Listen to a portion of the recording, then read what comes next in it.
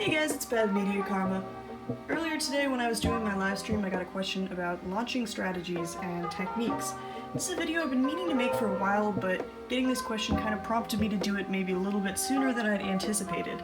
So I'm just going to go over a few just generic launching strategies as well as common practices. When you're doing your basic launch, I'm just going to recommend that you launch straight out, like that, as opposed to perhaps pulling the string towards you. And the reason I'm going to recommend that you do this is both because you'll have less friction than you would, say, if you're pulling it like that, but also because you're going to get a more powerful launch if you're sort of extending your arm as opposed to bending it. The second thing I'm going to recommend is that when you launch, you're going to want to pull the string and let go. You're not going to want to hold on. And the reason that I recommend doing that is just because when you pull the string and don't let go, you are essentially pulling this hand with the force once the string runs out. So just to show you a quick example of what I mean, I'm going to launch first by letting go of the string, and then by holding onto the string and pulling it all the way. So that right there is when I let go of the string. As you can see, my hand remains steady because it's not being pushed forward. As you can see with the second launch, my Hell Salamander was being pulled this way because my hand was also being pulled in the direction that the string was going. And that's because once I came to the end of the string, I'm essentially tugging the launcher with my hand. Now, in terms of launching practices, we have a few different launches. You're going to have the very generic launch that's just going to be holding your launcher level and pulling the string the way that I showed you earlier. As you can see with that launch, the Beyblade is really just staying in the center, nothing funny is happening, and that's really the way that we want it to happen for stamina types. The second launch that I'm going to show you is your attack type launch. That's going to be your sliding chute with a slight bank.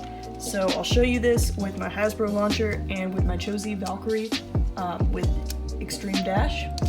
I'm also using one dash and dagger as my frame. So I'm going to put my Beyblade on the launcher and I'm going to angle it slightly with the stadium. I'm going to angle it in the direction that I want the Beyblade to go.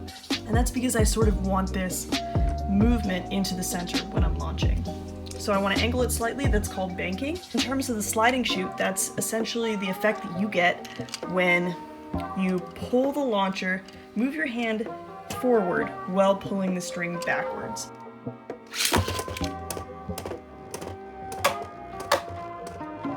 So your two primary launching strategies are going to be your sliding chute and your just generic straight launch.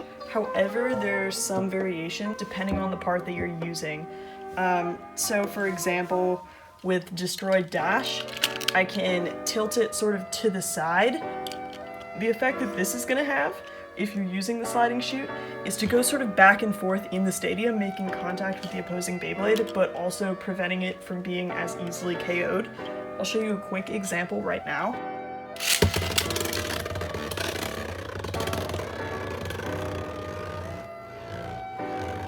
Another example of sort of variation with launching is when you're using a part that has different modes. So for example, you have with Extend Plus a stamina mode and then this attack mode here where it's flat.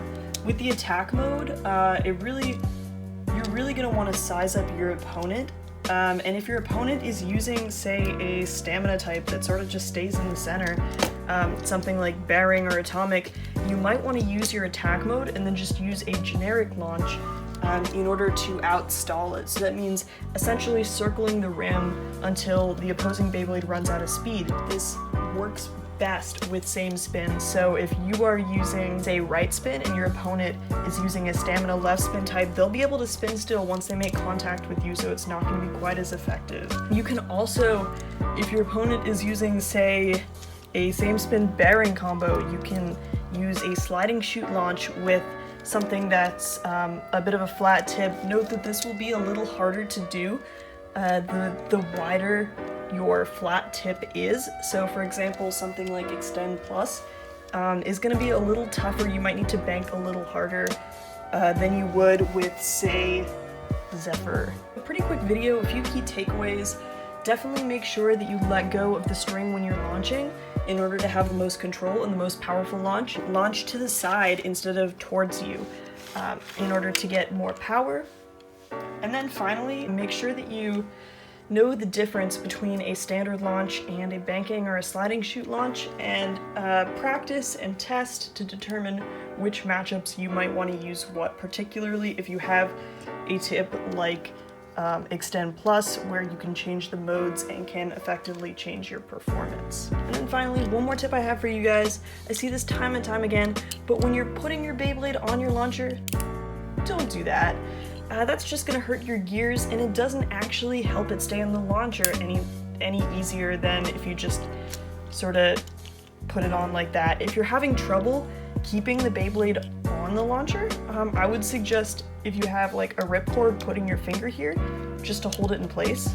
Other than that, hope this video was helpful, and stay tuned for more videos like this in the future. Thanks for watching.